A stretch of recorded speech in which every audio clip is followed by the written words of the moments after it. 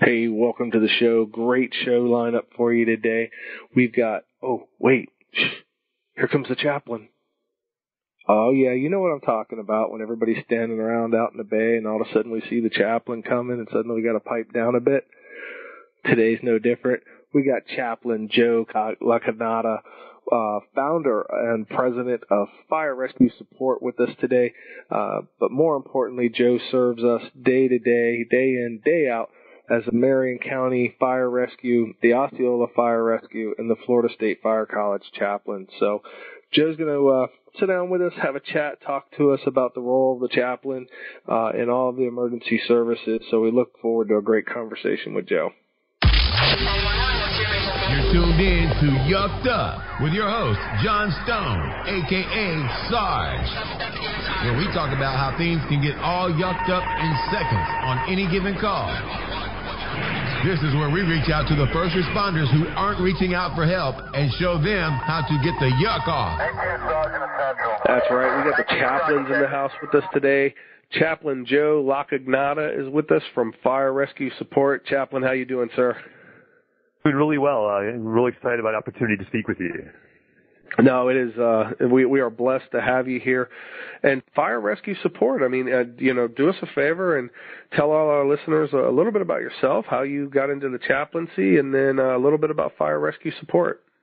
Sure, absolutely. I have to go back kind of a lot of years to start the story, and I was actually in a kind of a previous phase of life was an educator. I was a school teacher and a school principal, and I ended up my first principalship at a very small high school in rural Illinois, and in that school there was no school nurse. If somebody got ill or injured at school, they brought the kid to the office, and my secretary and I just kind of looked at each other because we didn't know what to do. So in that little community, I got involved with the EMS service. I became a volunteer EMT just to get some kind of background understanding on how to help, at least initially, medically provide for our students. I then moved to another community to serve as principal. They ran fire and EMS together. So I became part of the volunteer fire company in that community as well. And what a wonderful time to serve the community that I was working in, to be a part of the kind of the very fabric of all that was going on. I moved forward a couple of years, and I actually left education and went into the ministry full-time. I'm an ordained minister.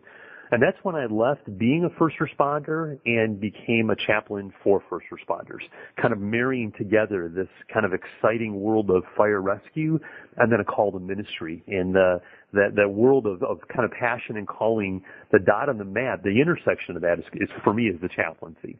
And now the chaplaincy is an opportunity just to be there to provide support and encouragement to folks that are serving us every day.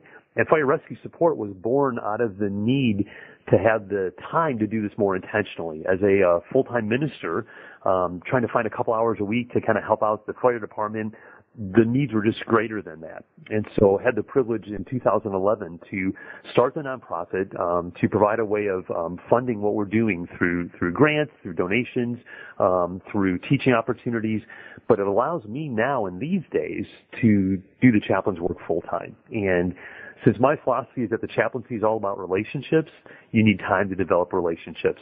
And Fire Rescue Support now is giving me the opportunity to do that. Yeah, and you mentioned, you're through teaching opportunities. So, and I don't mean to underplay it when I make this statement, but I mean, you're not just a chaplain. I mean, you're also a CISM instructor, right? Yeah, absolutely. And that's really been a wonderful part of this. My background is all in education. My degrees, my experience is all in the field of education. And when I left that world professionally, I kind of thought, well, okay, that was nice, but now what's next? And it's been real kind of nice to see that I am back in that world really as an educator, specifically in the world of crisis work. And we have seen a kind of real high demand, especially in the last several years. The entire conversation in the fire service specifically is changing. We're much more focused on firefighter behavioral health, mental health, emotional well-being, and helping them navigate crises. So having the privilege of being an instructor in the world of crisis intervention fits in my world really well. And it's really providing a great opportunity to help our agencies be more proactive in assisting their members through some difficult times. And we're going to talk about this a little bit later when we talk about, the before piece, but just to kind of steal a little bit of that thunder, we talk about fundamental changes out in the agencies today. in the various departments, resiliency has been kind of a big buzzword in peer support and CISM around, if we can build resiliency early on in our firefighters and first responders, then, that's going to help them, downstream. Absolutely. I mean, and that really is kind of what needs to really, I think, be the next evolution of what we're doing. In the last couple of years, we have made up lost ground in having people ready to assist folks, firefighters, law enforcement, military, helping them move through the challenges they faced. And I think we've done a pretty good job at getting prepared to help that crew after that bad call. What we're seeing that we need to do now is kind of help even before that. So the philosophy would be, I can either get really good at helping you back on your feet again, or I can teach you not to fall in the first place. And so can we build into you some resilient skills? Can we even get you to the point where you are more resistant to stress in general, therefore in a stronger place to continue the journey that you're on? That's awesome. And, when it's funny because there's different mindsets and it's a whole nother podcast that will cover this, but there's different mindsets around peer support versus CISM versus whatever. And, I will throw the one nugget in there that, the core foundation of CISM is individual, i.e. peer support. So that'll be my plug for that. But like I say, that's a debate for another day. But now when you put chaplaincy into that, right? So, peer support, CISM, chaplaincy, EAP, right? I mean, there's all these programs out there, but what makes the chaplaincy different? So if I can come back just 1 second to what you just said, because you used the word versus between each one of those, CISM versus peer support. And if we just change one word in that whole sentence and we change versus to and, yes, I think sir. we got it. And we need all of that stuff. We've created some very unnecessary conflict. I want to throw everything I can at helping folks through this. So the chaplaincy then, in the middle of all of that, really becomes an opportunity to address the spiritual aspect of who we are. We are physical, emotional, behavioral, mental, and spiritual beings, all of that. And so the chaplaincy really gets the opportunity then to be dedicated to that spiritual aspect of it. I teach on behalf of the International Critical Incident Stress Foundation, and that is not a faith-based or spiritually based organization, but in what we teach is that spirituality is part of who we are. And different people may practice it a different way. That's fine. The role of spirituality, especially in dealing with stress and crisis, is whatever you have as your skill set, whatever you have as your background, whatever you can draw upon to give you strength and encouragement and support through regular days and through difficult days, we want to encourage you to do that. If you and I were to sit and talk and you were in the middle of a bad time and I would ask you, hey, what are some things that you do to kind of help bring some peace in your life? And if you were to tell me that you really enjoy fishing, now I'm not a fisherman, but that doesn't mean I wouldn't encourage you to fish because you told me that helps you. So why, if someone says, well, I find prayer helpful, I find reading the Bible helpful, why would we back away from that? I minimally want to be able just to encourage you to practice what is helpful to you. But what the chaplain then does is, because that's what our role is known for, I believe we make those spiritual conversations much more comfortable, much more natural. There's still this kind of weirdness we get about, the kind of church state thing and, well, I'm a fire department, I'm a police department, can we talk about those things? The chaplaincy kind of cuts right through the middle of that. And the chaplain's role has always been seen both having a secular purpose to it and having a spiritual purpose. And so it makes those conversations a lot easier. I mean, it's very natural to talk to the chaplain about spiritual things. And so having that as one of those ands, EAP, crisis intervention, peer support, and the chaplaincy, now it's providing you this broad, wonderful range of resources to help our people take next steps in their journey to get back to a good place of strength. No, that's incredible, and I appreciate actually that you just gave me the name for the podcast. It's going to be and or versus, right? And so that's going to be kind of the name for that podcast. But yeah. It's interesting. There's another title if you're looking for a working title: "The Power of And." When we bring together, when we allow this broad range of resources to be available for our people, then we just set them up for success. Why would we hold any of those things back? Absolutely. And when we talk about setting people up for success, as I've gone through my journey, and a lot of people know, and if you're a new listener at this point, part of my mission here is I waited 10 years to reach out, and as I went through my journey before one of my major trigger events, and actually right in the middle of one of my major trigger events, I had a very strong faith background. I was doing some lay ministry work, and then all of a sudden, one of my trigger events happened. And then I found myself for the next 10 years, really, I wouldn't say that I lost my faith, but I would say that I had kind of stepped away from it. I wasn't obviously in church the way I should have been. I definitely wasn't studying my scriptures the way I should. I certainly wasn't in prayer like I should be. But during that whole time, I still felt, a presence. I still knew that, I wasn't going through this journey alone. And then after the fact, 10 years later, when I kind of look back, actually it's more like 12, 13 years later because I'm a couple years through my process now, but as I look back on it, I realized how much I wasn't alone. So it's really kind of an interesting dynamic when I look at the chaplaincy, and even kind of going through those 10 years, I would see chaplains and I would talk to them. I wouldn't necessarily avoid them, but, part of PTSD and part of going through that process is avoidance, right? It's a big thing. Sure. And I think because I was so absent in my faith, not that my faith was absent in me, but that I was absent in my faith, I think the chaplains reminded me of that. So I kind of, steered away from them where I could, but it was a constant reminder for me, which does bring up a good question, though. How do the chaplains handle responders that just may not be spiritual, right? It's not a positive or a negative. It's their personal choice. But how do chaplains approach that and provide counsel, with or without that faith message? So the great thing I think about the role of a chaplain is we are just seen as people who are very approachable, people who have a high degree of confidentiality that people really can trust the chaplain. Now, a lot of it is predicated upon how well the chaplain is connected with your organization. I mentioned earlier when I was kind of doing the intro, my whole philosophy in the chaplaincy is that it's all about relationships.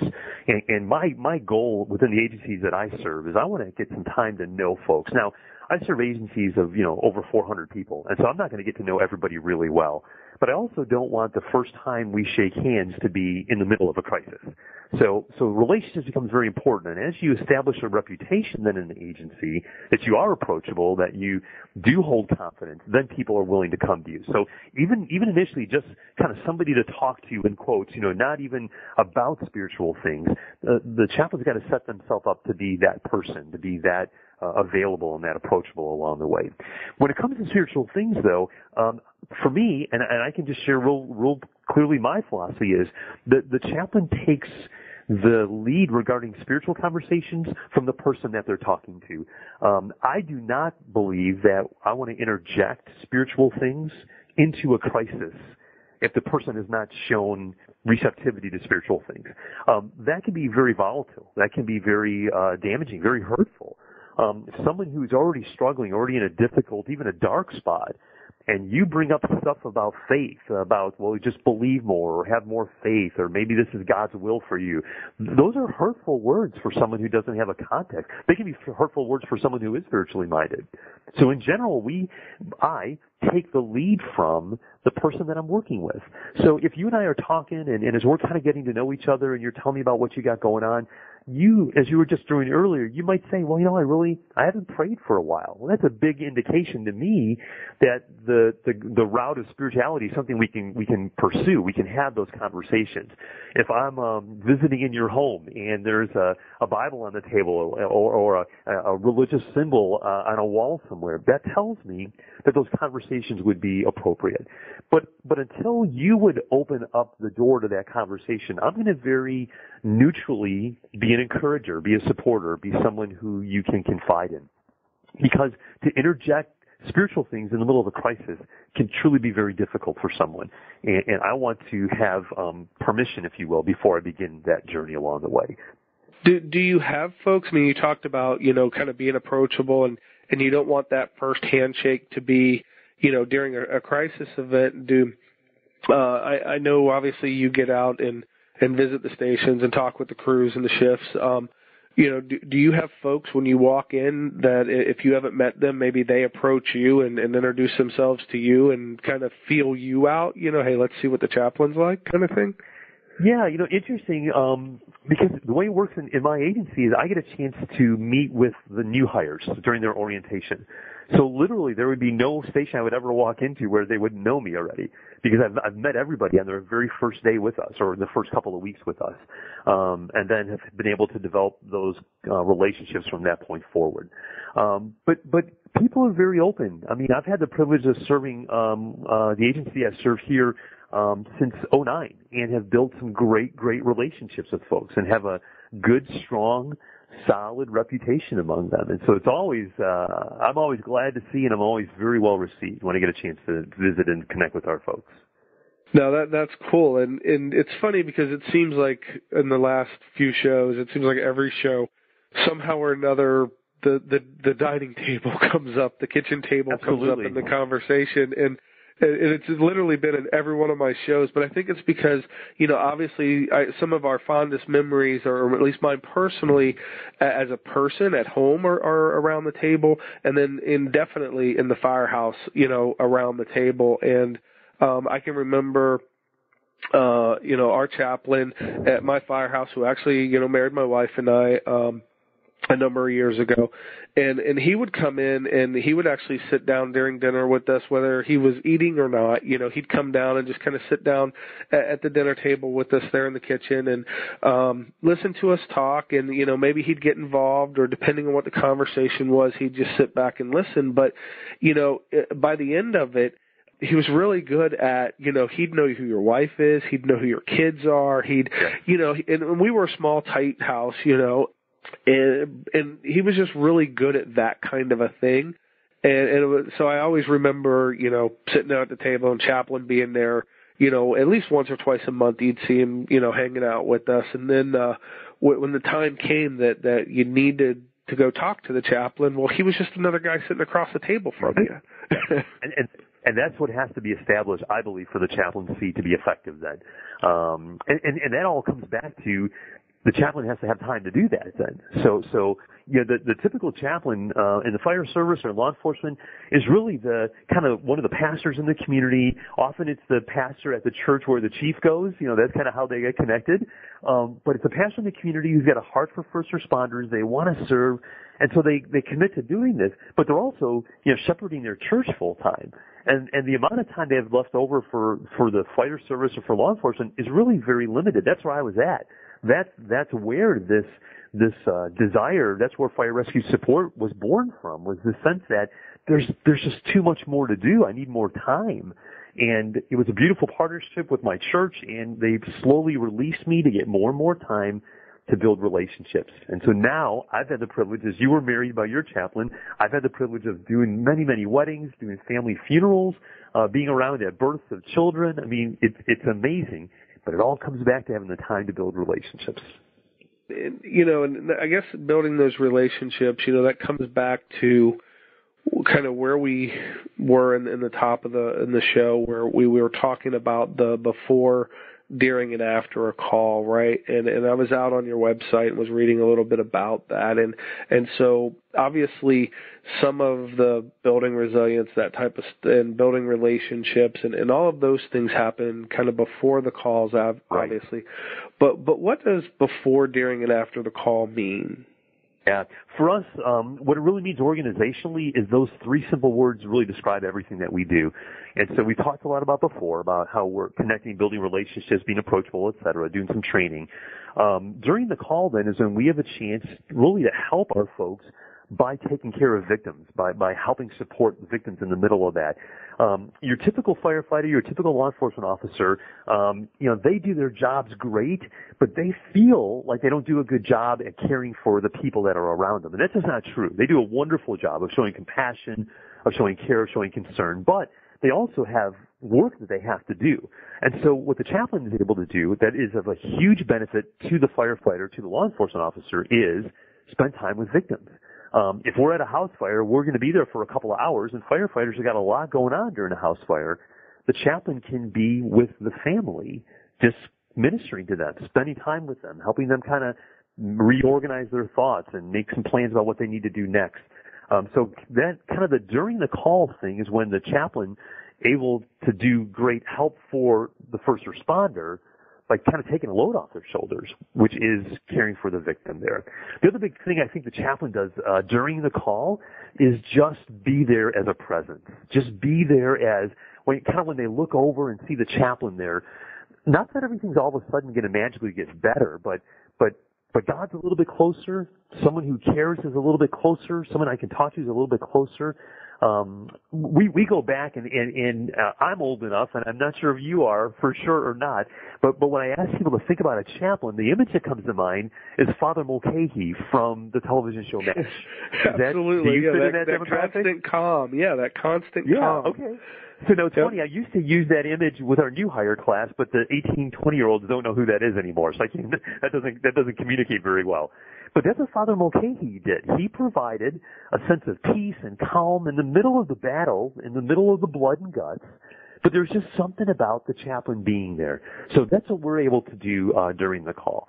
And then the final word that after is when we're there to provide this now close support for those who maybe have had a hard time through the challenge, not only of a specific call that might have been unusually challenging, but also just kind of the day-to-day, the ongoing challenges that we face, not only on the job, but just in life in general.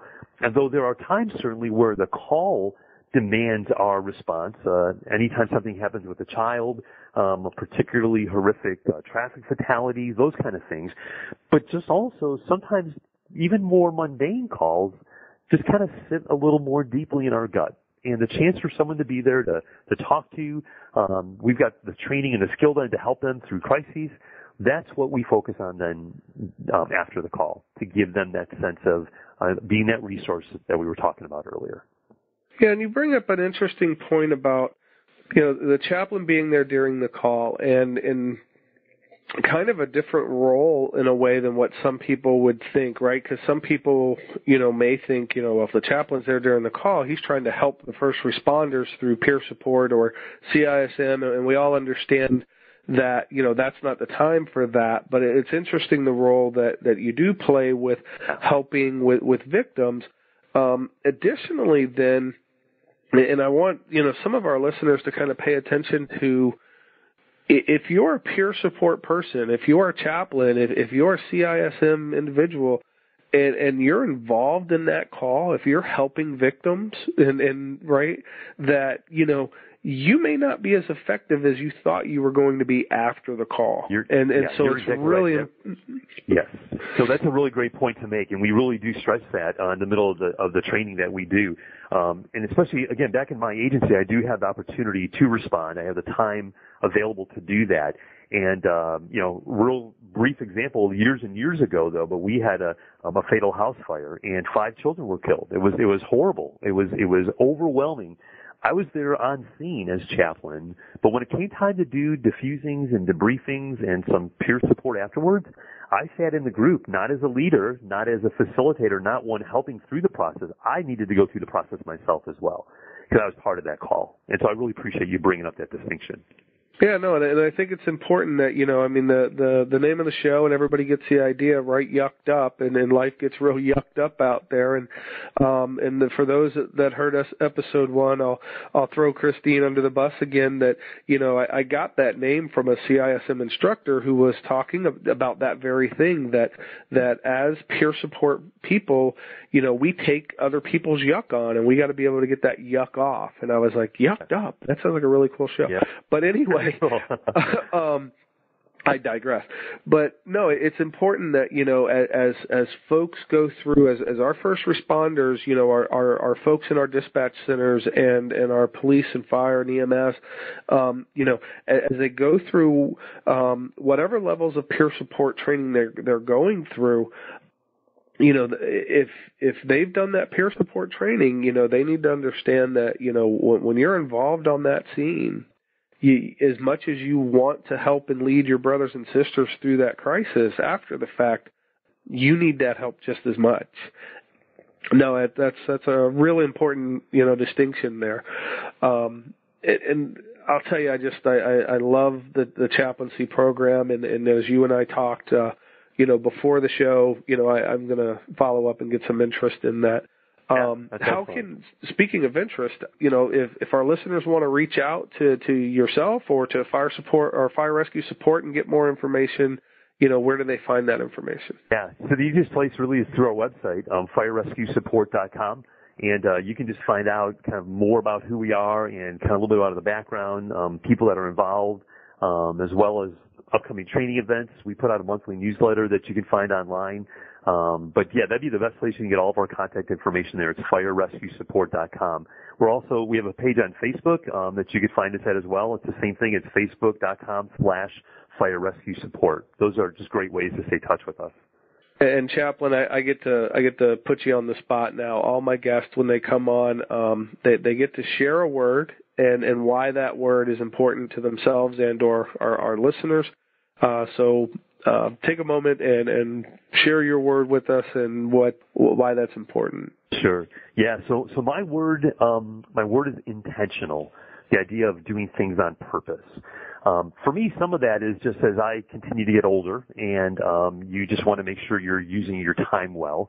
But also as I am involved, out in the street every day and see the heartache and the tragedy and the struggles that people have, as well as the joy. But some of those difficulties, they just continually remind you that we have to be intentional with our time, intentional with our relationships, intentional with our resources, intentional with how I'm interacting with the people around me. I want to do things on purpose. And so capturing moments, having goals, having plans, even plans for downtime, but being intentional about it. I don't have time to waste. I don't want to just kind of watch the clock go by. So intentional is my word.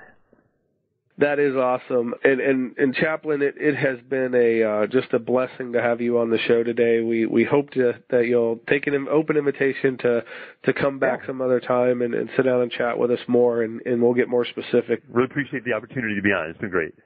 Thanks, Chaplain. Talk to you soon. Thank you for listening to Yucked Up with your host, John Stone, a.k.a. Sarge. Join us next time to hear more great stories and helpful hints on how to get the yuck off.